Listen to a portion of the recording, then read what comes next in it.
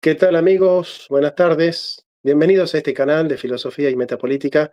Bueno, hoy le doy la bienvenida a un compañero de las redes, que él se dedica también al ámbito de la difusión del conocimiento y del pensamiento.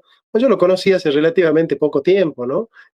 Pero yo ya tuve un debate con él y con Aristarco hace bastantes años, yo diría que más de 2 o 3 años, pero conocerlo ya más personalmente hace poco. Así que bueno, Sonny Lee, bienvenido. Muchas gracias, profesor Ramos.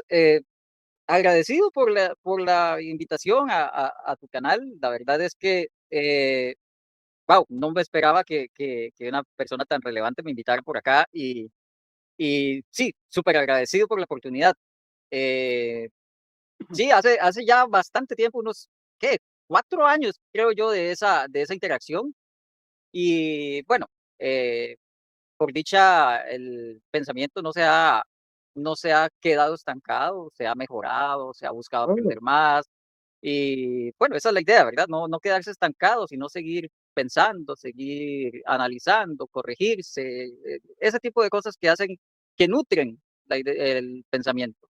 sí, el que piensa igual durante 20 años, yo pienso que no está pensando mucho, ¿no? Lo normal del pensamiento es progresar, crecer y, ¿por qué no a veces también retractarse, ¿no? Ujú. Pero para conocerte un poco y ya después de a poco nos vamos metiendo en la temática, ¿cuáles son los libros que más te han influenciado o los libros que más han marcado tu formación intelectual? Si tenés memoria de algunos que te hayan marcado y los puedas señalar. Bueno, libros, me primero que nada, como yo fui, cristiano mucho tiempo, leí bastante sobre apologética. Y recuerdo que uno de los primeros libros ya centrados en apologética que leí fue uno que se llamaba On Guard, o En Guardia, que era de William Lane Craig. Este libro traía, eh, era un manual sobre cómo empezar a, en la apologética, te decía lo básico, te enseñaba cómo eran las propuestas lógicas, te enseñaba cómo empezar básicamente, cómo eran los argumentos, cuáles eran los argumentos, de dónde venían y todo este tipo de cosas. También eh, leí un poco no me acuerdo cómo se llamaba este libro de Alvin Plantinga, pero no me acuerdo este libro cómo se llamaba. Eh, sí, se me va ahorita el nombre.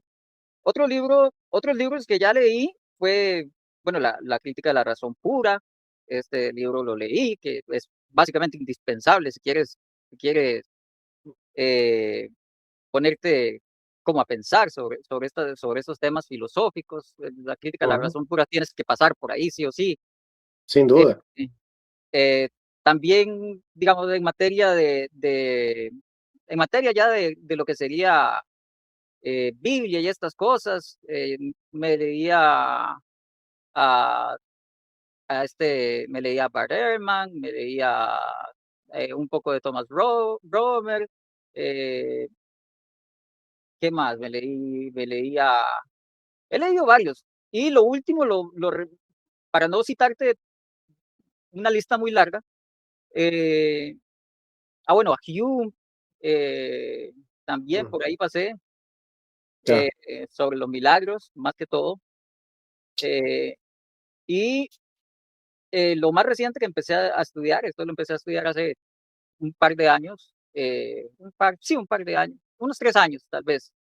Empecé a estudiar lo que ya sería a Tomás de Aquino, eh, ya lo agarré un poco más en serio, aún con mis limitantes, porque no es como que tenga tanto tiempo libre, pero sí agarré más en serio el pensamiento de Tomás de Aquino.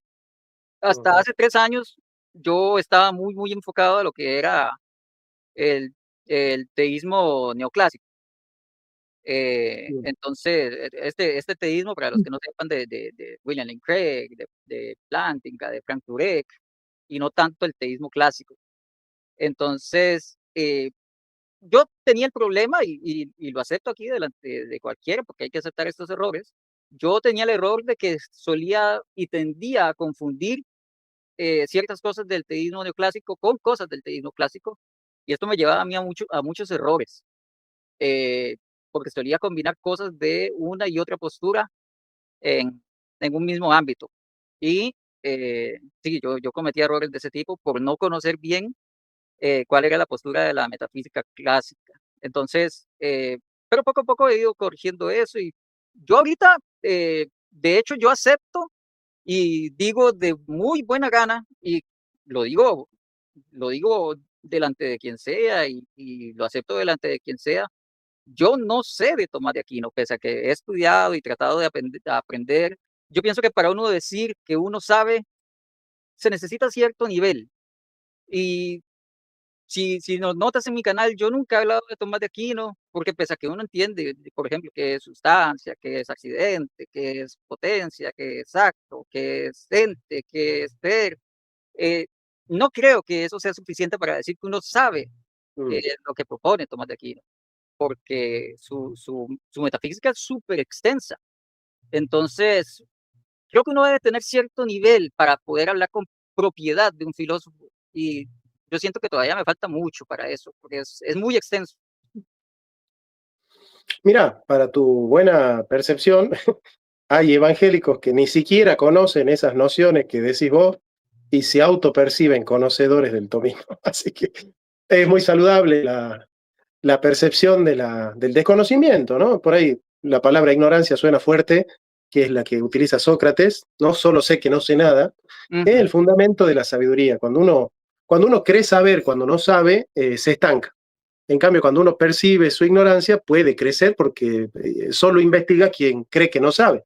El que cree que sabe no tiene que investigar. Entonces, se estanca. Y ese es el problema de muchos que se autoperciben sabiondos, sabedores, conocedores, que no investigan, que no se sientan a leer, que no se sientan a investigar. Pero bueno, el objetivo es conocerte, conocer un poco de vos y de a poco ya vamos tocando los temas, pero primero la persona. Eh, Mirá, yo tengo un argumento que siempre lo digo, no sé si me has escuchado decir, yo pienso que el ateo está más cerca de Dios que el cristiano mediocre, o que el cristiano tibio, el cristiano ese que desinteresado, el que no le interesan las cosas de Dios, el mundano, digamos, porque yo considero que el ateo es alguien que se toma en serio a Dios. Se lo toma tan en serio que le exige respuestas, que le hace preguntas, que lo interroga, que lo encara y le dice, bueno, mostrame que existí, dame pruebas de tu consistencia, de tu veracidad, de tu veracidad. Yo sé que quizás vos lo expresarías de otra manera, porque no, yo sé que no me aceptarías decir que te tomas en serio a Dios, pero la idea esta de Dios, de la existencia de Dios, sobre todo el Dios cristiano, ocupa lugar en tu mente, ocupa tiempo de tu investigación, de tu razonamiento, o es algo que ya lo tenés resuelto y más que nada lo que vos querés hacer es militar en contra del Dios cristiano. No, jamás, creo que no diría para nada que lo tengo resuelto. Eh, Diría que, y siempre lo he dicho, yo creo que a ambas posturas, creo que se puede, pese a que una de las dos tiene que ser por defecto falsa, por tercero excluido, yo creo que a ambas posturas, tanto lo que sería el teísmo como el ateísmo, se puede llegar, de alguna manera podemos decir que se puede llegar razonablemente a esa postura. Podemos decir que hay argumentos a favor de las dos cosas y podemos argumentar razonablemente a favor de las dos cosas, y no llegar a una de las dos conclusiones no hace que la otra sea irracional o tengamos que decirle al ateo es que eres tonto o al cristiano es que tú eres tonto o ignorante, para nada. Yo creo que en ambas posturas hay muy buenos argumentos y gente muy, muy, muy razonable, gente muy capaz. Entonces, eh, yo no tengo para nada resuelto el tema de Dios y es algo que tal vez no diría yo, tal como dices, no diría yo que Dios en sí ocupa parte de mi tiempo, pero más que todo diría que el concepto de Dios es algo que afecta en el Claro. vivir diario de la sociedad. Y por ser algo que afecta en el vivir diario de la sociedad y por ser algo que tiene tanto que ver en el convivir de la sociedad, eh, creo que es algo que nos afecta a todos. Y por ser algo que nos afecta a todos, por ende, me afecta a mí y a mi entorno. Así que creo que pensar sobre el tema de Dios, sobre si existe o no, no solo es un tema intelectual, sino también una responsabilidad social, porque eh, Dios es un tema no solo metafísico, es social. Sí, esto influye en la sociedad. Entonces, por ser influyente en la sociedad, es una responsabilidad social. Entonces, tal vez no diría que Dios en sí, como ese ser, claro. como ese ser, sí, eh, ocupa mi tiempo, pero sí como, como esa entidad que, que lleva a las personas en una sociedad a comportarse de X o Y manera, porque eso sí afecta. Ahora, creo que tienes toda la razón cuando dices que un ateo que trata de pensar sobre este tema, y sobre todo un ateo honesto, eh, yo trato de serlo, pero, digamos, no me voy a tirar flores diciendo que soy un ateo honesto, yo trato de serlo, pero por ahí se me podrá escapar algo. Pero pienso que un ateo honesto está, sí, de hecho, mucho más cerca de Dios que un evangélico ahí cualquiera, aplaudiendo y en una iglesia y ya, que nunca ha agarrado un libro de exégesis, un libro de apologética, un libro de nada. Entonces, me parece que, y esto lo he dicho también bastante, que eh, esto lo he dicho mucho, lo he dicho mucho, se lo he dicho mucho a los cristianos, porque es mi parecer como ex cristiano.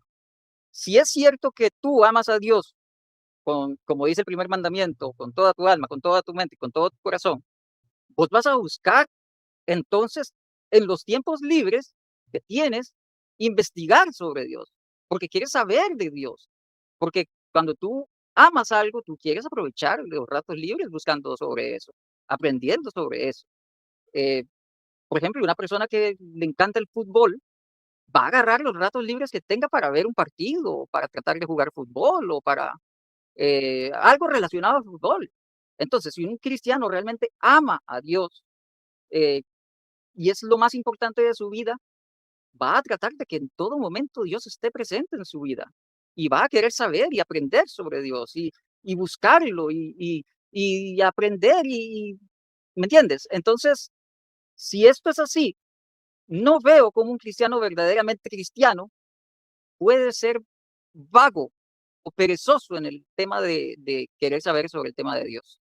No puede. eh, no Mm. lo veo, no veo cómo puede ser un cristiano, verdaderamente cristiano, y no querer inmiscuirse, y meterse en los temas divinos, en los temas teológicos. No lo veo, porque sí, tú, se supone que lo amas y lo que tú amas, tú lo buscas. Sí, así es. Suponiendo que sea verdad que el cristiano realmente cree que Dios existe y no solo como hecho fáctico, ¿no? Porque muchas veces yo como cristiano me pregunto, ¿hasta qué punto yo creo que Dios existe si muchas veces yo obro como si Él no existiera? Eh, Porque creer que Él existe es creer que Él está presente. ¿No? O sea, la existencia de Dios no se puede afirmar como algo así abstracto y etéreo, como diciendo, bueno, Dios se ha creado el universo, está ahí arriba y yo estoy acá abajo y bueno, en algún momento nos veremos, ¿no? El que cree que Dios existe, cree que Dios lo ve, que Dios lo mira, que Dios escudriña sus obras y las examina y el comportamiento de la persona refleja el temor, el tenor y el temor que le tiene a Dios, ¿no? A mí me resulta como cristiano a veces difícil decir soy cristiano cuando veo que mis obras muchas veces no reflejan el temor a Dios, ¿no? Es como que yo te dijera a vos, mira, este, acá tengo un rey al lado mío, está el rey de Inglaterra, y vos me veas que yo estoy con una playera sucia y hablando groserías, insultando y poniendo música indecente. Vos me decís, me cuesta creer que al lado tuyo está el rey de Inglaterra y que te estás comportando de esa manera. Lo más lógico es o que el rey de Inglaterra no esté al lado tuyo o que vos no seas consciente de qué significa que el rey de Inglaterra esté a tu lado, digamos, ¿no? Pero decir que Dios existe y que yo soy su hijo es un compromiso tan grande que para la Biblia ser cristiano es el camino más angosto, el más pequeño, y muy pocos son los que entran por ese camino. Así que es muy probable que la gran mayoría de aquellos que decimos ser cristianos muy probablemente no lo seamos. ¿Coincidís con ese análisis o pensás que va por otro lado? No, coincido en todo, coincido exactamente en eso. A ver, si tú eres cristiano, tú crees que Él existe y tú crees que Dios lo sabe todo, por lo tanto sabe lo que piensas incluso, sabe cuáles son tus pensamientos, sabe cuáles son tus ideas y sabes que Dios te está mirando 24/7. No hay nada oculto para Dios. Ah, No hay nada oculto. Entonces, no puedes ser cristiano y al mismo tiempo pensar que Dios está en un lugar aparte donde y tú puedes hacer cosas sin que te vea. No, Dios está a la par tuya, viéndote, eh, siendo testigo de todo lo que estás haciendo. Es como tener un policía a la par y cometer un delito. O sea, el hecho de que no lo veas tangiblemente a la par tuya no significa que no esté ahí mirándote y viéndote. Si eres cristiano y crees en Dios, Dios deberías imaginarlo como alguien que está a la par tuya mirándote y viéndote. Entonces, es un compromiso súper, súper complicado. Por supuesto que el cristiano eh, entiende en su cristianismo que es pecador y va a fallar y todo esto, pero aún así debería comprometerse lo más que pueda a comportarse de la mejor manera para, ¿cómo decirlo? Para no retar la misericordia de Dios, porque decir, no, pero es que luego me arrepiento, es retar la misericordia de Dios.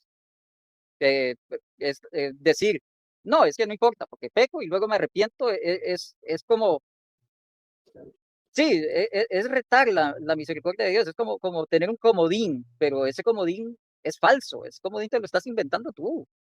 Así no funciona el arrepentimiento. El arrepentimiento no es algo que tú planeas, el arrepentimiento de verdad duele.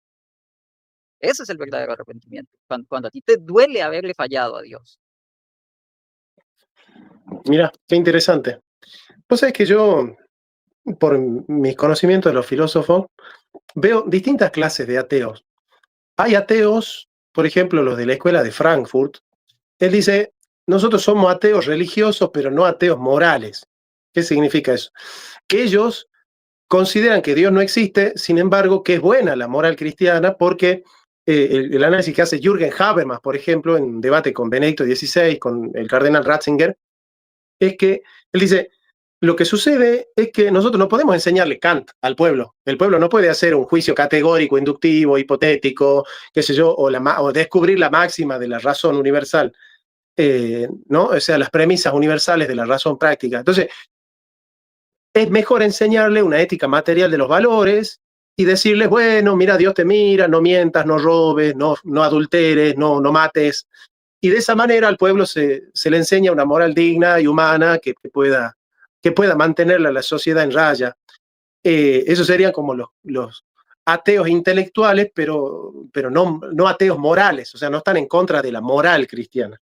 Después hay ateos más nichianos, que no solo niegan la existencia de Dios, sino que además están en contra de la moral cristiana. Ellos quieren subvertirla, la moral cristiana, y llamarle bueno a todo lo que el cristianismo le llama pecado, y están a favor del aborto y de todo aquello que el cristianismo le llama pecado, ellos lo defienden, digamos, ¿no?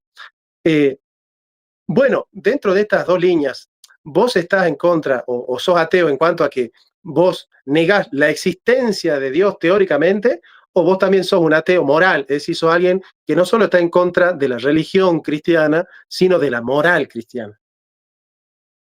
Eh, yo diría que es que no diría que estoy en contra de toda la moral cristiana, Ujú, eh, pero sí hay cosas de la moral cristiana que en las que no comparto. Eh, pero eh, no las comparto por un asunto eh, ¿cómo te digo? De la búsqueda del mayor bienestar posible al costo del menor malestar posible. ujú, Entonces, si buscamos el mayor bienestar posible al costo del menor malestar posible, me parece que hay muchas mejores maneras de llegar a ello sin necesidad de ciertas reglas cristianas que me parecen que no cumplen bien con esto.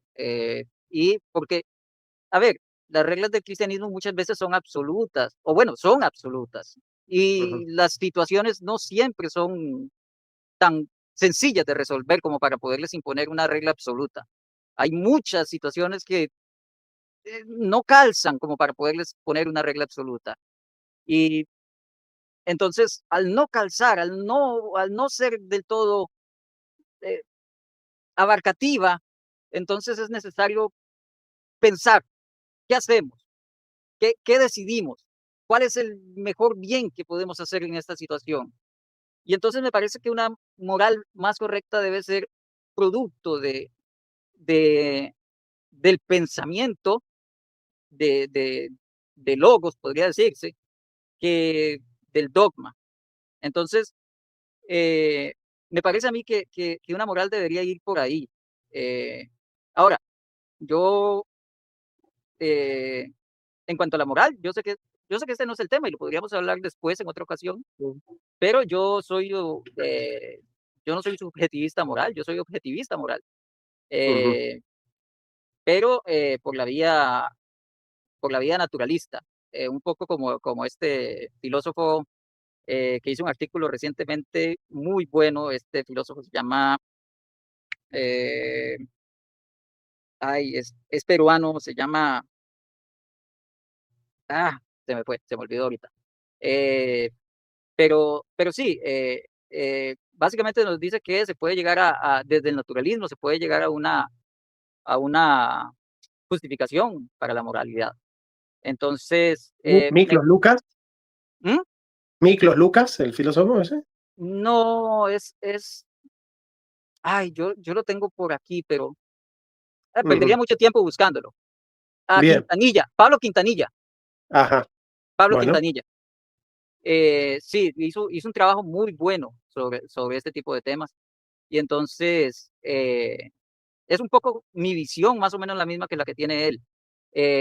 También, un poco también mezclada con la visión que tiene Philippa Foot. Philippa Foot fue una también naturalista que defendió el objetivismo moral hace 90 años, más o menos.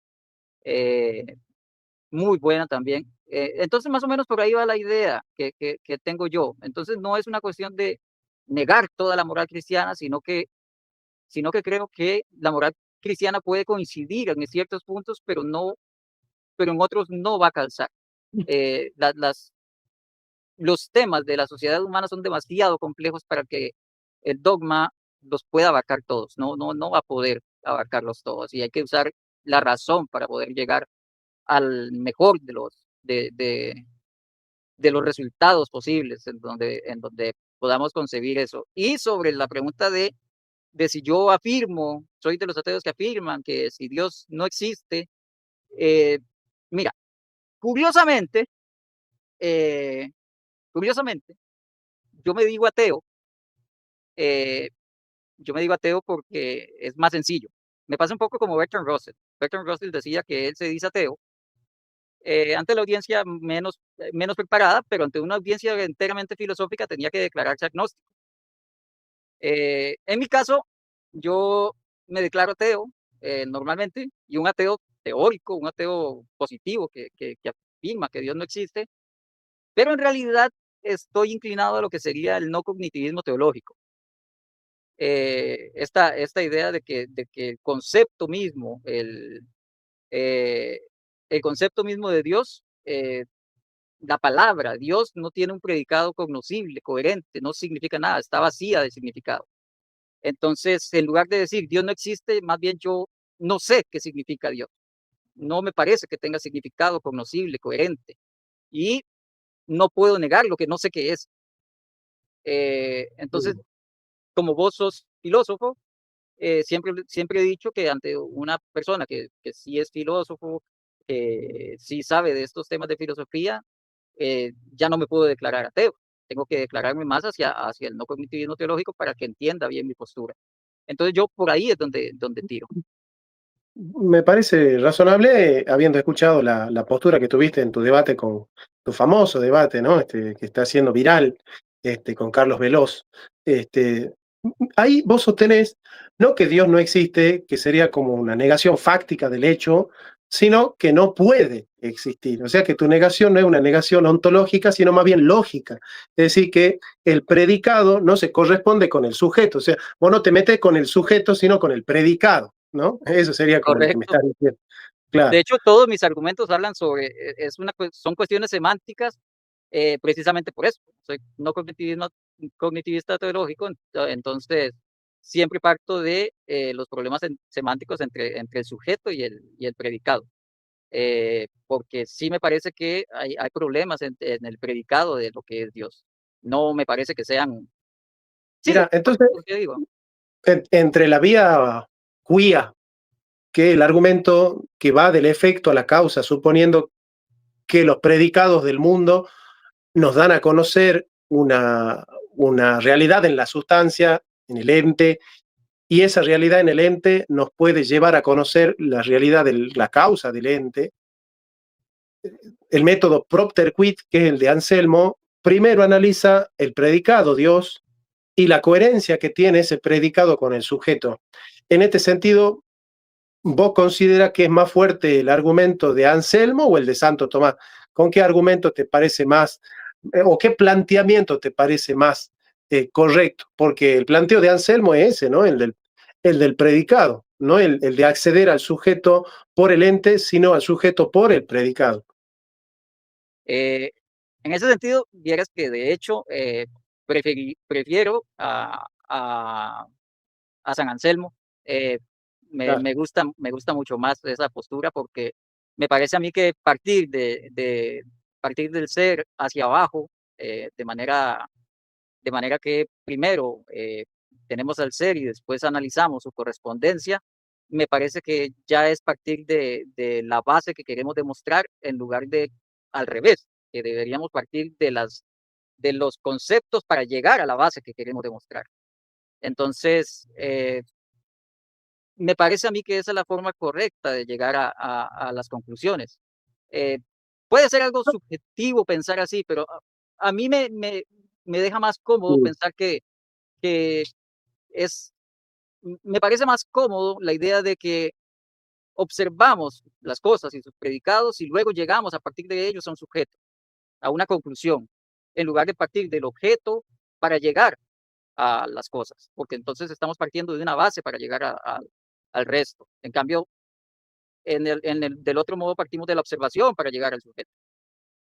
Ahora, la definición que da Anselmo en el Proslogio dice: Dios, dice el necio en su corazón, que es el Salmo 92, ¿no?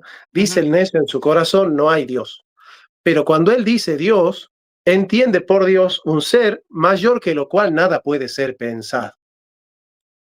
Y él dice, este ser, si se corresponde el predicado con el sujeto y es el mayor que lo cual nada puede ser pensado, no puede existir solo en la mente, dicen, porque si existiera solo en la mente, cabría la posibilidad de pensar en otro mayor que ese, que exista en la mente y también en la realidad. Con lo cual, estaría negando la propia definición de Dios cuando dice que Dios es un ser que existe solo en la mente y lo define como aquel que es mayor que lo cual nada puede ser pensado. Entonces, para que la definición sea correcta, es necesario que ese sujeto exista, Sí, ¿no? Porque si no, no sería el mayor de todo. Entonces, Anselmo lo coloca en aprietos al ateo porque dice, o me niega la definición o me acepta la existencia. ¿Cómo harías para salir del brete este de Anselmo? ¿Qué argumento filosófico darías para salir de este brete? Porque es un aparente brete cuando dice, a ver, si yo con el ateo me va a negar la existencia de Dios, me lo tiene que definir. Y no me lo puede definir sino como aquel que es mayor que lo cual nada puede ser pensado. Entonces, partiendo de esa definición, no puede no existir, aunque sea en la mente del ateo, tiene que aceptar que ese Dios del que estamos hablando es un Dios que existe, no un Dios que no existe. Bueno, ese es el planteo que hace Anselmo. ¿Cómo sí, saldrías del planteo o cómo transitarías ese planteo? ese es el argumento ontológico. Eh, mira, yo, yo con los argumentos ontológicos tengo un problema, el problema de que me parece que de conceptos solo se siguen conceptos, no existencia pura y real. Pero eh, lo pongo, hay un ejemplo que me gusta poner, eh, decirle a la audiencia y a ti también, yo no soy filósofo, yo no soy científico, yo no soy nada de eso. Entonces, posiblemente aquí vaya a cometer un montón de errores y estoy aquí más que todo para aprender. Así que no pretendo ser lo que no soy, ¿correcto?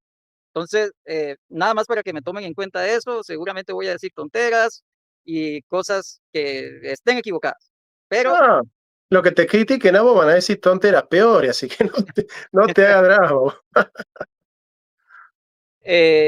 Entonces, eh, hay un ejemplo que me gusta dar, que pienso que es análogo a este, y que habla de el y va a sonar ridículo, pero me parece que es análogo, eh, del rilicornio, ¿ok?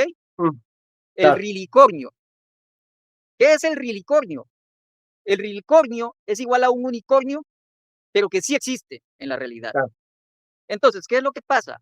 Que si tú piensas en el rilicornio como algo no existente, tú no estás pensando en el rilicornio, estás pensando en un unicornio, no en el rilicornio. Porque para pensar en el rilicornio, tienes que pensarlo como existente en la realidad. Entonces, cualquier forma en la que pienses en el rilicornio de manera no existente, tú no estás pensando en el rilicornio, estás pensando en el unicornio. Entonces, solamente pensando en el rilicornio como existente en la realidad, puedes pensar en el rilicornio. De otro modo, solo estás pensando en el unicornio. Eh, y esto me parece a mí que es el mismo problema de la semántica del argumento ontológico, que se puede demostrar mediante semántica y conceptos la existencia de conceptos, más no existencia pura real. Entonces, creo que Ujú. el asunto es que de conceptos solo se siguen conceptos, no existencia pura. Me parece a mí. Claro, claro, esa es la falacia del pasar de lo lógico a lo ontológico. Eso. O como diría Heidegger, pasar de la esencia a la existencia es una arbitrariedad, diría David Hume también, ¿no? Va por ahí. Ujú. Digamos, es la crítica que le hace un monje a Anselmo. No sé si vos sabías que un monje escribe un libro para responderle al argumento de Anselmo en el Proslogio. No, no tenía idea. Ese monje se llamaba Gaunilo. Entonces, ¿cuál es el argumento que le hace Gaunilo? Le dice, bueno, pero el argumento de Anselmo viene a resultar parecido a esto, dice. Vamos a suponer que yo pienso en las Islas Bienaventuradas, que era un mito de ese momento, en Escocia, qué sé yo, de que existía un territorio donde habían mujeres bellas y la vida era eterna y era la eterna juventud, ¿no? Se llamaban las Islas Bienaventuradas. Entonces, dice Gaunilo, vamos a suponer que yo me siento a pensar en las Islas Bienaventuradas. Bueno, que yo me siente a pensar en las Islas Bienaventuradas no es una prueba de que existen, es prueba de que existen en mi mente, porque las estoy pensando, pero ¿cómo puedo probar que existen fuera de mi mente también? Si eso ya sería pasar de mi mente a la realidad. O sea, cuando yo pienso en Dios, sí puedo decir que Dios existe como una idea en mi mente, pero ¿cómo hacer para probar que la idea de mi mente se corresponde con la realidad? Y para eso Anselmo responde con el monologion, y él dice, lo que pasa es que con Dios es un caso sui generis, es el único caso de un ser que no lo puedo pensar sino como existente. Pero dice Anselmo, yo puedo pensar en el hombre como no existente porque la existencia del hombre es contingente. O sea, yo puedo pensar en el hombre y no es necesario que el hombre exista para yo poder pensarlo. Eh, Descartes le llamaría eso una idea adventicia, es una idea que adviene a mi mente desde una experiencia. Ahora, pudiera pensar en una paloma como no existente, porque no es necesario que existan las palomas. De hecho, pudieran desaparecer las palomas y la realidad seguiría existiendo. Ahora, no puedo pensar en Dios como no existente, dice él, porque es el único caso donde la existencia forma parte de la esencia, dice él, ya que es el único caso de un ser necesario. Y es necesario porque la existencia está implícita en el concepto de Dios, ya que es el único ser que yo lo defino como el perfecto, como un ser perfecto, como el mayor que todos. Y el que es mayor que todos no es mayor que todos si no existe en la realidad. Si no existe en la realidad, entonces no es el mayor que todos. Entonces, el único caso en el que la existencia está implícita en la esencia es este caso, justamente porque es el único que es el mayor que todos. Las islas bienaventuradas no son lo mayor que todo. Entonces se pudiera pensar en las islas bienaventuradas como no existentes y no pasaría nada porque las esencias de las cosas contingentes no se corresponden necesariamente con las cosas. Como en el caso de Dios, su ser es su propia esencia, entonces al descubrir la noción de Dios estamos descubriendo que Él existe, porque si Dios no existiera, no existiría lo mayor que todo, no habría algo que sea mayor que todo. Entonces, la noción de Dios sería incorrecta. Entonces, cuando el ateo niega la existencia de Dios, no estaría negando la existencia del ser mayor que todo lo hay, sino que estaría, en el fondo el ateo, lo que estaría diciendo es, no es que no existe Dios, no existe algo que sea mayor que todo, porque si existiera algo que sea mayor que todo, y para que sea mayor que todo tiene que existir necesariamente, porque en eso consiste ser mayor que todo, el ateo estaría negando la jerarquía metafísica del ser. Entonces, el ateo, diría Anselmo, está privado de hacer metafísica, porque la metafísica consiste en pensar lo mayor que todo. Y el ateo, al suponer que lo mayor que todo no existe, en el fondo no puede hacer metafísica. Digamos, esa sería una de las conclusiones de Anselmo. El mismo Santo Tomás critica el método que utiliza Anselmo, ¿no? No es el método más popular dentro del cristianismo, el método de Anselmo. No conozco ningún apologista que sea anselmiano, digamos, ¿no? Pero bueno, es simplemente para contarte cómo es el proceso, ¿no? Pero ¿cómo, vos estarías a favor del argumento que le hace Gaunilo a Anselmo entonces? Sí, yo pienso, como te digo, yo pienso que la versión, ya lo de las islas, no sabía que había sido un monje quien lo propuso, pero lo de las islas sí lo había escuchado. eh, y sí, no me parece que resuelvan bien el tema, precisamente por su contingencia. Por eso, ah, una vez más, yo no sé si alguien más desarrolló esto,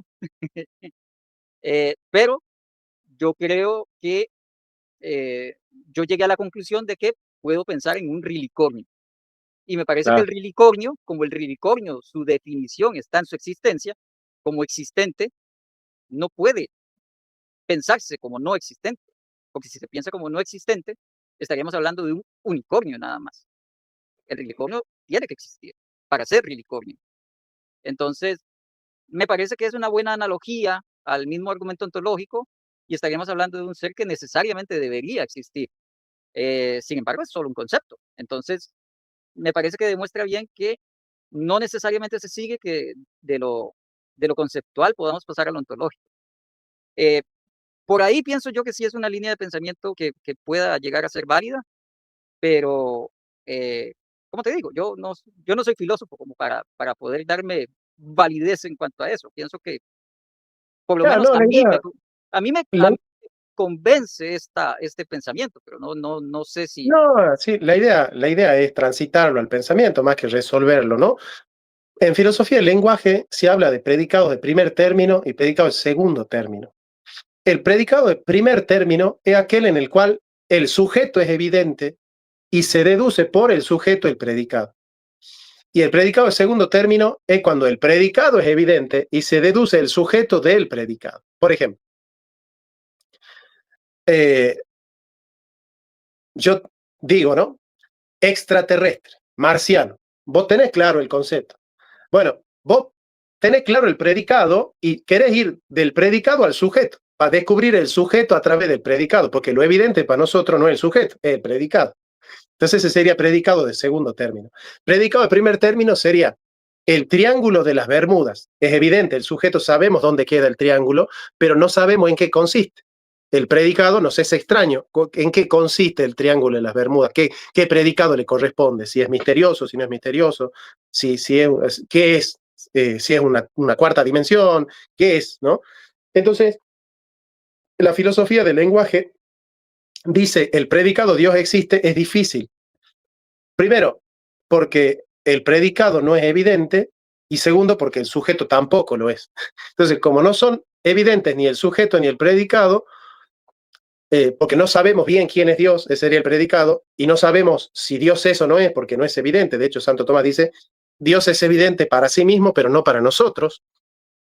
Entonces dice la filosofía, es difícil la proposición Dios existe porque no tenemos el predicado para ir al sujeto y tampoco tenemos el sujeto para ir al predicado. Entonces, ¿por dónde empezamos? Dice la filosofía del lenguaje.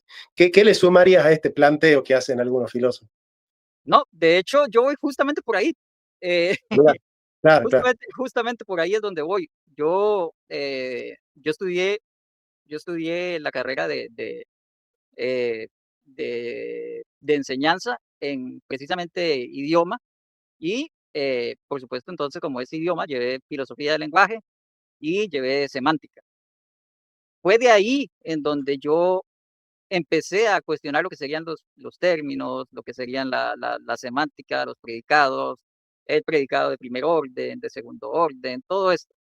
Entonces, de hecho, fue ahí donde empezó un poco el cuestionamiento de precisamente el predicado y el sujeto de Dios.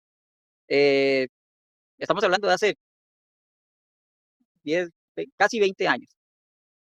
Eh, pero sí, eh, más o menos fue por ahí que empecé con el cuestionamiento y sí, yo básicamente el tema es que con predicado y con sujeto tan complejo, o no complejo, no, tan oculto, no me queda claro qué es realmente o si se puede conocer realmente y como no sé qué es o cómo es.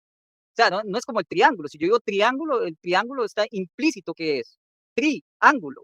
Yo puedo saber qué es, porque está implícito en el nombre, en su concepto. En cambio, Dios no sabemos muy bien qué es, ni por su predicado, ni por su definición, ni por él mismo. Entonces, eh, creo que el problema de Dios, eh, por lo menos para mí, creo que el problema de Dios es un problema no tanto, o el problema para saber si Dios existe, creo que no es un problema tanto de la metafísica como del lenguaje. Creo que el lenguaje nos limita para poder saber si existe o no existe Dios de una manera más segura. Creo que tenemos esa limitante ahí, como podría decir Wittgenstein. Entonces, eh, sí, creo que el limitante es el lenguaje. No tenemos un lenguaje correcto para eso. Claro, lo que dice Santo Tomás, pongo en términos de esta filosofía contemporánea, las 5 vías. Tomás dice, en el momento analítico, que es el momento donde se estudia el ente, vamos a pasar del sujeto al predicado. Vamos a analizar los entes y vamos a estudiar las propiedades de los entes. Y después, en el momento dialéctico, vamos a ir de los predicados al sujeto. Entonces, vamos a pasar de predicados de primer término a predicados de segundo término. O sea, el predicado de primer término para el momento analítico y el predicado de segundo término para el momento dialéctico. Entonces, esto el método lo toma de la remoción del pseudo Dionisa Areopagita. Dice, si nosotros estudiamos la realidad y conocemos bien cuáles son sus propiedades, es lógico suponer que esas propiedades tienen un fundamento y que esa realidad de la cual son participaciones de esas propiedades es la causa de esas propiedades. Entonces, si nosotros estudiamos las propiedades que hay en los entes y buscamos conocer las causas primeras de esas propiedades, es lógico suponer que la causa de esas propiedades las posee a esas propiedades de manera más perfecta que los propios entes, porque ninguna propiedad nace con el propio ente. O sea, la vida no nace con el viviente, la vida es la causa del viviente, no el viviente causa de la vida. Entonces, como la vida es causa del viviente y no el viviente causa de la vida, es lógico suponer que la vida es una propiedad trascendental que trasciende a los propios vivientes. Entonces, al preguntarnos por la causa de la vida, nos preguntaríamos cuál es el sujeto que posee esa propiedad de manera más perfecta. Y ese es el método que utiliza Santo Tomás para analizar la cuestión. Es decir, podemos estudiar la realidad, ver los atributos que hay en la realidad y preguntarnos de dónde vienen esos atributos. Vos como ateo, ¿cómo responderías a esa pregunta? ¿De dónde vienen las realidades trascendentales? ¿No? ¿Cuál es el origen de la belleza en el mundo? ¿El origen de la vida, el origen del espíritu humano, el origen digamos, de aquellas propiedades que trascienden a la propia materia? ¿Darías una explicación meramente material y evolucionista o crees vos que hay otra manera de explicar la existencia del espíritu humano, las actividades espirituales que trascienden la propia actividad material? ¿Cómo explicarías vos esos fenómenos de la vida?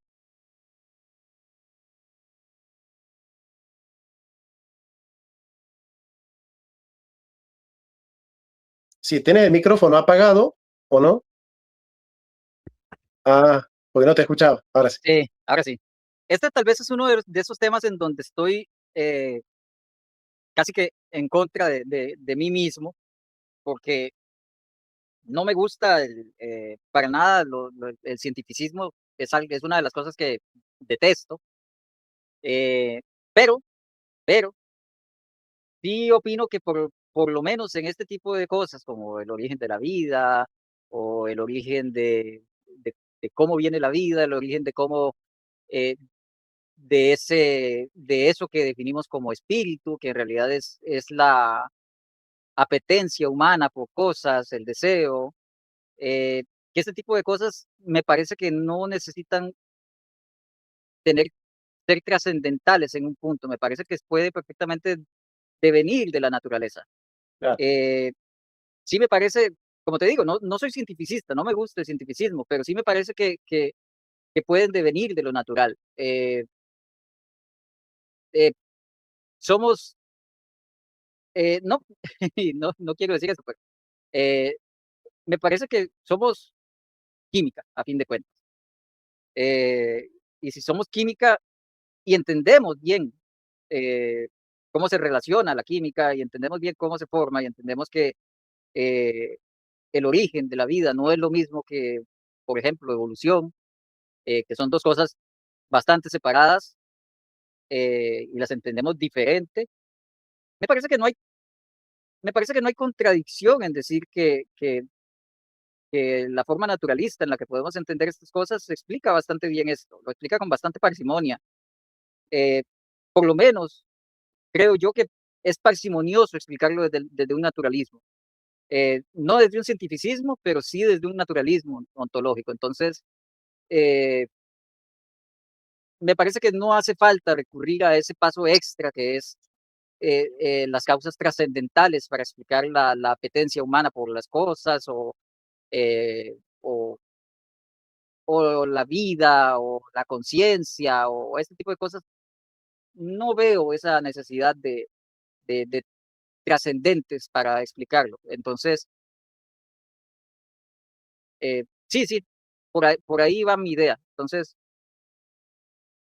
sí, Entiendo. O sea, no lo veo. para vos la naturaleza basta para explicar los fenómenos de la vida humana, porque para vos los fenómenos de la vida humana no son más que naturaleza, son parte de la naturaleza, digamos. Sí, ahí estoy en línea bastante en línea con el pensamiento de Opie, de Graham Opie. Ujú. Eh, Tal vez no tanto con los hechos brutos como tal, eh, o bueno, más o menos, pero sí me parece que es parsimonioso, al menos, pensar Ujú. en que el naturalismo puede explicar bien las cosas y me parece que no hace falta invocar trascendentales para explicar lo natural. Entonces, me parece al menos parsimonioso. Correcto, está bien. Eh, Otra línea que te pregunto, ¿no? Más que nada te estoy haciendo una entrevista, más que una charla.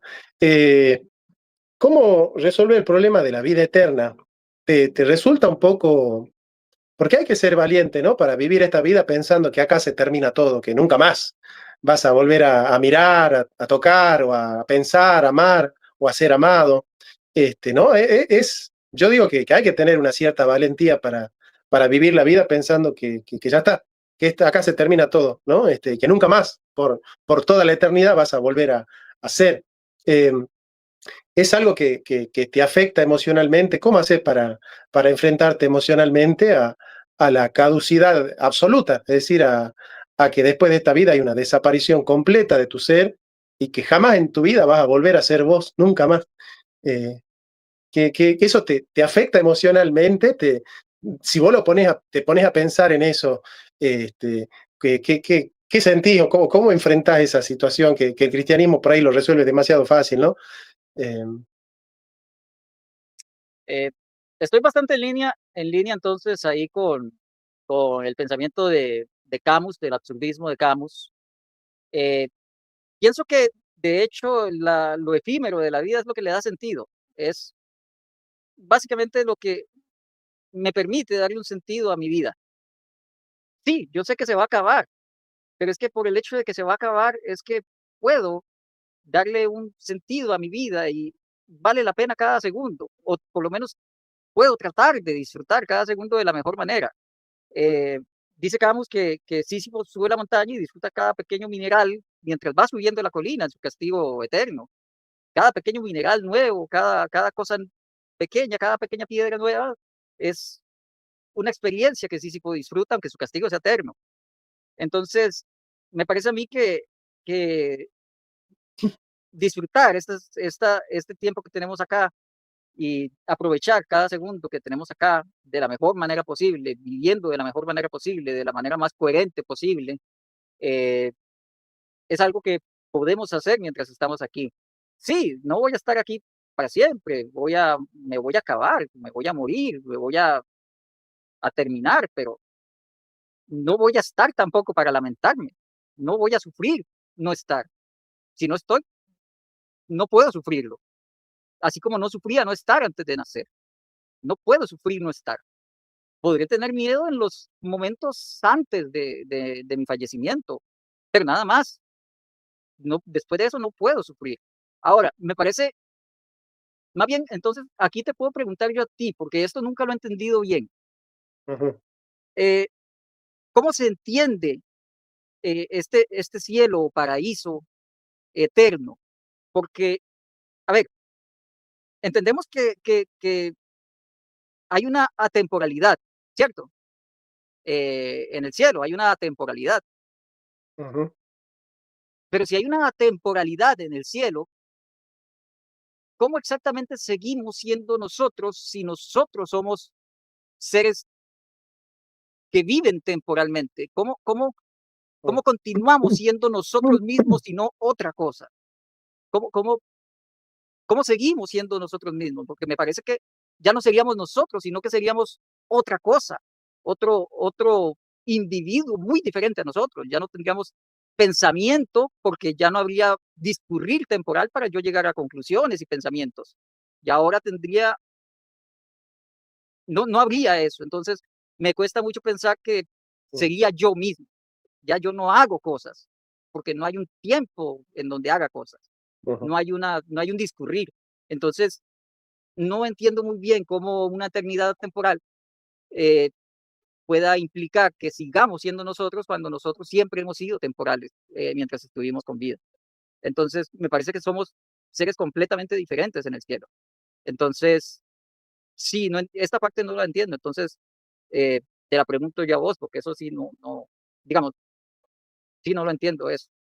Mira, em, el tiempo es la medida del movimiento según un anterior y un posterior. Entonces, lo anterior y lo posterior es la generación con respecto a la no existencia y la corrupción con respecto a la existencia.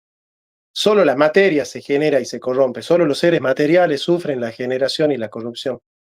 Pero las Sagradas Escrituras dicen que hay cuerpo material y cuerpo espiritual. Y en la resurrección de la carne, cuando se da la resurrección de los muertos, se resucita con cuerpo espiritual, no con cuerpo material. El cuerpo espiritual, Jesucristo resucita con cuerpo glorificado, es un cuerpo incorruptible. Esa es la manera en la que la fe cristiana presenta la vida eterna, con un cuerpo incorruptible. Cuando dice incorruptible es que no sufre ni la generación ni la corrupción. Y como sabemos que la generación y la corrupción lo sufre la materia, sabemos que el cuerpo con el que habremos de vivir en la eternidad es un cuerpo incorruptible, es un cuerpo no material, es un cuerpo espiritual. Entonces, esa sería la razón por la cual nosotros podríamos habitar en la eternidad. No hay tiempo en el sentido del movimiento, no hay movimiento en el sentido material, y es por esa razón que sería un cuerpo incorruptible, ¿no? O sea que la promesa para nosotros es que no vamos a desaparecer nunca más la muerte se va a enseñorear de nosotros. Es una situación eh, interesante porque te llevo filosóficamente esta cuestión, ¿no? Mirá, vos suponete que hay una eternidad pasada, es decir, antes de que exista el universo, existía solo Dios, ¿no? A eso le podemos llamar la eternidad pasada. Y después de que exista el universo, en el paraíso podemos hablar de la eternidad futura, ¿no? Y entre la eternidad pasada y la eternidad futura, este paréntesis que es la existencia del universo. ¿Qué es lo inconmensurable para la mente? Que nosotros justamente somos partícipes, vamos a suponer, la eternidad pasada y la eternidad futura son 20.000 millones de metros, y nosotros estamos habitando el centígrado, el centímetro más pequeño de toda esa historia, ¿no? Así que es curioso que nosotros existimos en este rango de tiempo, que es el más pequeño de todos, y lo que pregunta Kierkegaard, que lo hace estremecer, es ¿cómo puede ser que la vida eterna, es decir, la eternidad significa que nunca más va a pasar otra cosa que no sea eso? ¿Cómo puede ser que la vida eterna se resuelva en una vida tan finita, tan contingente, tan limitada, tan llena de condicionantes, tan llena de tan llena de determinaciones?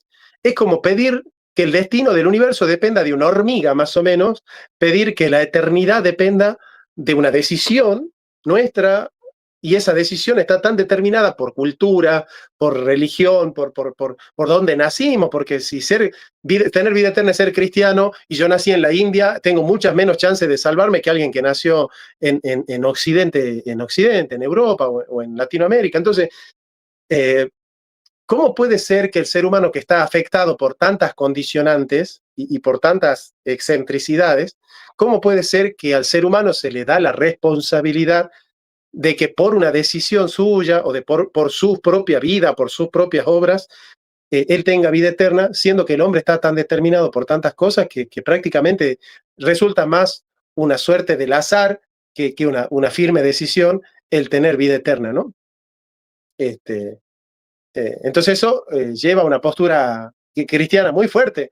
Es que nosotros los calvinistas decimos que la salvación no depende justamente de esas contingencias, depende de un decreto eterno de Dios.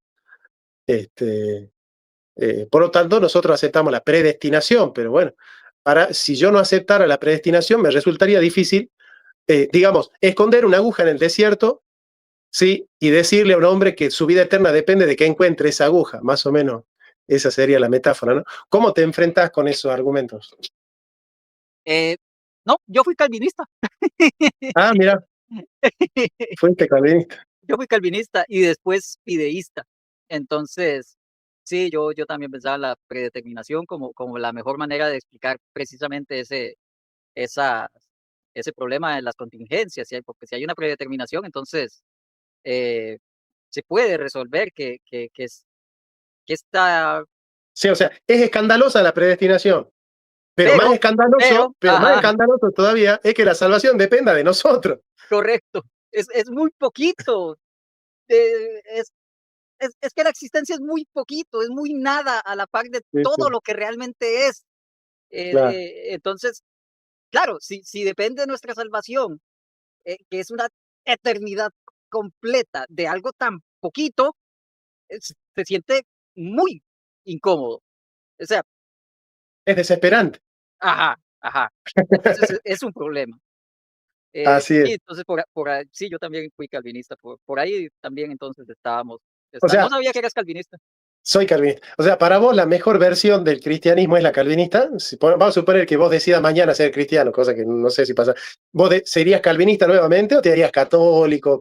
¿Qué rama del cristianismo te parece la más razonable, la mejor? Yo me incliné al final por el fideísmo. Creo Ok. que creo que uno debe creo que el cristianismo se debe llevar creo que uno se debe dejar llevar por Dios como creo que la manera correcta o la manera real, más personal de creer en Dios es dejarse llevar por el don de la fe que Dios da. Entonces, cuando vos le permitís a Dios que Dios te guíe por el don de la fe y te deje de importar, eh, te dejen de importar las coherencias o te dejen de importar sí o no, y que está bien, lee, aprende, todo eso, pero que independientemente de todo ese conocimiento, tú sepas que la razón por la que crees es fe y punto, que tu relación con Dios es fe y que solo dependas de fe, que no sea tu cristianismo, no sea contingente al conocimiento, sino a la fe, porque solo con fe se puede agradar a Dios. Entonces, me parece que la manera correcta y más personal y más bonita de tener una relación con Dios es a través de la, a través de la fe, de dejarse llevar Mira, por esa fe. me hiciste acordar de esto. Qué lindo, qué emocionante lo que decís, porque se nota que sos una persona profunda. Sos más profundo que la mayoría de los cristianos que yo conozco. Mirá lo que dice Corintios. Dice, Primera de Corintios, capítulo 18. Mirá, este texto es hermoso, y si sos ateo, te emociona igual, dice. Porque la palabra de la cruz es locura a los que se pierden, pero a los que se salvan, esto es a nosotros, es poder de Dios. Pues está escrito, destruiré la sabiduría de los sabios y desecharé el entendimiento de los entendidos. ¿Dónde está el sabio? ¿Dónde está el escriba? ¿Dónde está el disputador de este siglo? ¿No ha enloquecido Dios la sabiduría del mundo? Pues ya que en la sabiduría de Dios el mundo no conoció a Dios mediante la sabiduría, agradó a Dios salvar a los creyentes por la locura de la predicación. Porque los judíos piden señales y los griegos buscan sabiduría, pero nosotros predicamos a Cristo crucificado. Para los judíos ciertamente tropezadero y para los gentiles locura. Más para los llamados, así judíos como griegos, Cristo poder de Dios y sabiduría de Dios. Porque lo insensato de Dios es más sabio que los hombres y lo débil de Dios es más fuerte que los hombres. No, a mí me quiebra esto porque yo te Por puedo eso decir que digo, por ese eso texto digo, es, sí, por eso digo que lo más bonito, me parece a mí que la forma más bonita, sincera y bella del cristianismo es el fideísmo. Es que sí, es, sí. es la relación más sincera con Dios es esa fe, que cualquiera va a decir, pero vos estás loco, mira que ¿cómo vas a, te mostré esto y esto y esto, ¿cómo vas a seguir creyendo eso? A mí qué me importa lo que diga eso. Mi fe no está en discusión. O sea, yo puedo conocer esto, puedo saber eso, puedo investigar sobre eso, pues, porque quiero, pero es que mi fe no está en discusión. La fe es don de Dios, punto. Increíble. Así es, comparto plenamente. Te hago una pregunta, porque no nos ve nadie, no nos va a ver nadie, así que quédate tranquilo. ¿Te tienta el fideísmo o ya lo tenés superado? Eh, yo pienso que si yo volviera alguna vez a la fe cristiana, yo sería plenamente fideísta. Si yo en Bien, algún momento volviera al cristianismo, yo sería plenamente fideísta. Me parece que claro, ahí es donde apuntaría. Eh, qué bueno, sí, qué no, bueno. yo iría por Vos ahí. sabés que yo intuyo que Dios en algún momento me va a pedir que yo deje toda la intelectualidad y que simplemente crea.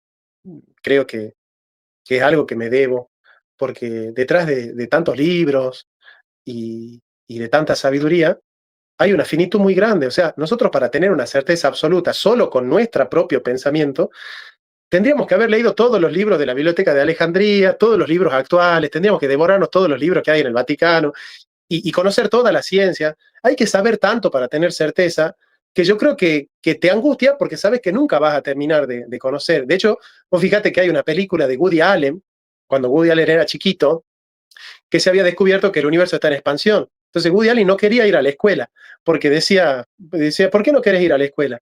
Y porque el universo está en expansión, entonces nunca vamos a poder conocer todo el universo, porque cuando conozcamos un poco, se va a seguir expandiendo, ¿no? Entonces, es como que te angustia saber que nunca vas a conocer todo lo que quieres conocer para tener certeza, ¿no? En este mundo. Y yo creo que el fideísmo es una manera muy fácil de tener certeza, ¿no? Decir, creo ciegamente en todo lo que dice Dios. De hecho, Kierkegaard plantea eso, Ujú, ¿no? Que el ujú. soldado de la fe es alguien que cree, que Sí, sal de ese abismo hay a que través hacer de ese la fe. salto de fe, el Salto, famoso salto de fe de Kierkegaard. el Kierkegaard salto de es fe. uno de los filósofos que yo leí, me encanta Kierkegaard, es fascinante Kierkegaard. Aparte es Y honesto. Yo como, aparte es honesto. como ateo, yo creo que vos respetas más a un creyente como Kierkegaard que a alguien que quiere con la ciencia probar a Dios y etcétera, ¿no? De hecho, Valoras mucho más esa actitud existencial de Kierkegaard, ¿no? yo a un ateo que quiera probar la inexistencia de Dios a través de la ciencia no lo respeto en absoluto, porque yo siempre les digo, viejo, es que ¿cómo vas a querer probar con ciencia o desprobar con ciencia un tema que es metafísico y filosófico? Eso es un error de categoría. Eso solo significa que no has investigado bien el tema, que no te has dado a la tarea de investigar el tema. La ciencia solo puede hablar de lo físico, de lo medible, de lo tangible, de lo experimentable, de lo visible. Pero Dios no es ni medible, ni tangible, ni experimentable, ni visible. No puedes hacer eso. Es un error de categoría. En cambio, un cristiano honesto que entiende las limitaciones del cristianismo, pero también entiende sus fortalezas y que sabe, porque me parece que esto todo cristiano debe saberlo. Todo cristiano honesto me parece que debe saber que llega un punto en donde los argumentos se agotan y debe saber que hasta aquí llegan argumentos y luego es fe. Me parece que todo cristiano debe saber que los argumentos se agotan en un punto y luego es fe. Y hay que dar ese salto de fe en algún punto. Mm. No puede saberlo todo por argumentos. Tiene que entender que hay fe en cierto punto y que esa fe es lo que le da la garantía de que Dios existe, no los argumentos. Los argumentos pueden guiarlo, pero lo que le Ah, garantiza la existencia de Dios es claro. la La fe nada ciencia o más. los argumentos filosóficos solo pueden remover ciertas objeciones, pero nunca te ponen en la verdad. La verdad de Dios no es puesta por la ciencia. La ciencia no te pone frente a Dios. No te pone, la filosofía tampoco te pone frente a Dios. La fe tampoco en cualquier Dios, en Cristo crucificado. Ese es el que te pone frente a Dios, el Cristo crucificado. Imagínate un griego frente a Cristo, ¿no? Y vos le decís al griego, ese que está ahí, imagínate, está frente a Cristo, que está ahí clavado en una cruz, pide agua y le dan vinagre, ¿no? Ujú. Y ante ese, y yo te pongo frente a él y te señalo y te digo, ese es el creador del universo, que es la teoría de Cristiana, ¿no? Él ha creado el universo. El que está ahí llorando y sufriendo y quejándose de dolor y padeciendo bajo el poder de Poncio Pilato, ese ha creado el cielo y las estrellas. Él ha creado las nubes del cielo, el sol, el universo y todas las estrellas que hay en el universo y todas las galaxias. Y vos te tenés que volver loco. Bueno, ¿vos qué vas a decir? Yo no puedo creer que este tipo que está pidiendo agua y que le dan vinagre ha creado los cielos y la tierra. Además, ha creado al soldado que ahora lo está lastimando y lo está matando. Es, ¿no? Destruiré la sabiduría de los sabios y desecharé el entendimiento de los entendidos. Es una locura total que el creador del universo padezca a manos de una de sus criaturas. Sí, correcto, es totalmente. Es que para el que no está metido en esto, es totalmente antiintuitivo que eso suceda. Como bien dice, es que parece locura, pero Es una locura total. es correcto. Pero es que la fe funciona en la locura. Ahí es donde se manifiesta la fe. Hermano, pero vos estás más cerca de Dios que el 99% de los cristianos que yo conozco, hermano. A mí me Pero han yo, dicho que yo como ateo soy más cristiano que muchos cristianos. pero yo te escucho, hermano, y además yo te digo, si vos no me decís soy ateo, yo te digo, para mí sos uno de los creyentes más genuinos que yo conozco. Es impresionante. Es más, yo te puedo decir, hermano, que vos, no sé, es más, en algún momento yo empecé a dudar que sos ateo, vos no sos ateo, vos sos un creyente auténtico, una auténtica fe tenés. Es impresionante. Perdón, no, yo no quiero ni ofenderte, ni No, porque no, no. hay, no, pero es una sensación mía, cuando yo te escucho, se me eriza la piel, es más, me emociona, boludo, porque nada, porque es así, yo pienso a la fe igual, así, tal cual, y me parece que entender estas cosas te hace sabio y te evita estas disputas tontas que hay, ¿viste? De que no, que el Calán, que el anticalán, que la ciencia, que la materia gris, que el tiempo A o el tiempo B, eh, eh, si se pierde mucho el tiempo, yo no pierdo el tiempo con esas cosas, no pierdo. Si alguien tiene objeciones y quiere llegar a la fe y me pide que yo le remueva las objeciones con lo poco que sé de ciencia o con la filosofía que conozco, lo puedo hacer. Pero yo no perdería tiempo con esas cosas. Lo único que haría sería predicar a Jesucristo crucificado. Es lo único que a mí me emociona y me conmueve. No me conmueve nada más. Las 5 vías de Santo Tomás a mí no me erizan la piel, no me hacen llorar, no me conmueven las 5 vías. ¿Me entendés? Pero yo leo a Kierkegaard que el tipo se está enfrentando con Cristo mano a mano, cara a cara, y lo ve a Cristo crucificado y se angustia y llora y se desespera y lucha con Cristo y lo ama y lo odia y está ahí en un dime y direte. Eso a mí me pone los pelos de punta, eso me eriza la piel, ¿me entendés? Por eso me parece que el existencialismo te enfrenta con el núcleo central de la fe mucho más que la ciencia o estas ideas del neotomismo o el teísmo neoclásico. Me parece que los que llegan a ser cristianos por medio de esos argumentos científicos son cristianos fríos, son cristianos fríos, no sé cómo decirte, son cristianos tibios, que Son nadie daría cristianos, la vida, que nadie daría la vida por un Dios que puede ser probado con la física, digamos. son cristianos artificiales, diría yo. Son, Así es. son, Acartonados. ajá, ajá, son artificiales. Es que, a ver, si a ti lo que te convence es un argumento, tu fe muy débil, porque en el momento que te derriben el argumento, ¿qué vas a hacer? Se te va a ir el cristianismo en el momento que te derriben el argumento. Claro. Tu fe es súper Nada, débil, entonces, tu ¿qué es lo que cristianismo es dice muy débil. Kirchner? Claro, yo deja de creer en Dios porque un científico saca un artículo, pero déjame de joder, claro, no tiene sentido. No, o sea, un cristianismo de verdad es el cristianismo que se sostiene sin importar qué, es el cristianismo. De hecho, a ver, mira que como yo te dije, yo no soy ateo, yo me digo ateo por simpleza, pero yo soy no cognitivista teológico, ¿por qué? Porque yo me Porque somos declaro fideístas, somos porque soy fideístas. fideísta, ajá, Sí, me sí, declaro sí, completamente ignorante de somos qué es fideístas, Dios, claro, no sé qué es Dios, es porque soy fideísta que no puedo claro, saber qué es Dios, exacto. por eso soy no cognitivista teológico, Está porque loco, yo no claro. sé qué es Dios, Ah, no, desconozco qué es Dios, claro, claro. Tenés razón, sí, sí, sí, tal cual. Tal cual. de ahí viene mi no cognitivismo teológico, Oh, por claro. eso no soy ateo puro, No, no soy sos no ateo vos. cognitivista teológico, Claro, porque claro, no tal sé qué cual. cosa es Dios, No, está loco, de está ahí es loco, está donde loco, viene, de ahí es donde vengo. está loco, Esa es la verdadera naturaleza está loco. de por qué de ahí vengo, correcto. Listo, mi hermano. Ya está. Me hiciste, fue la mejor charla que tuve con un ateo. Tuve charlas con Aristarco, con Armandowski, tuve con Dragonar, tuve con muchos ateos, pero esta es la mejor charla que tuve con un ateo. Es impresionante. Qué dicho y qué bueno, la verdad es que Y sí, muchos, y muchos cristianos están disfrutando enormemente la charla también. qué Así que bueno. nada, hermano, te agradezco el espacio. Yo te invité a mi canal, accediste y bueno, me concediste un tiempo, hablamos y nada, espero que la hayas pasado bien. No sé si querías hablar de otro tema, yo hablé de los temas que quería, la pasé bien y espero que lo hayas pasado bien vos también. La pasé súper, súper bien, Ramos. La verdad es que la oportunidad de participar por acá, de ver que coincidimos tanto en tantas cosas Yo estoy y más cerca de vos que de al Carlos Veloy, parecer, ¿no? Pero al cerquísima, parecer, cerquísima. Es más, al yo parecer, si me pongo a hablar con vos de Dios, estamos de acuerdo en todo. prácticamente Estamos de acuerdo en estamos todo. muy cerca.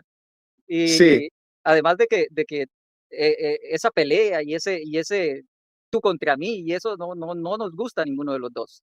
Es algo que no nos parece ni edificante, ni educativo, ni nada.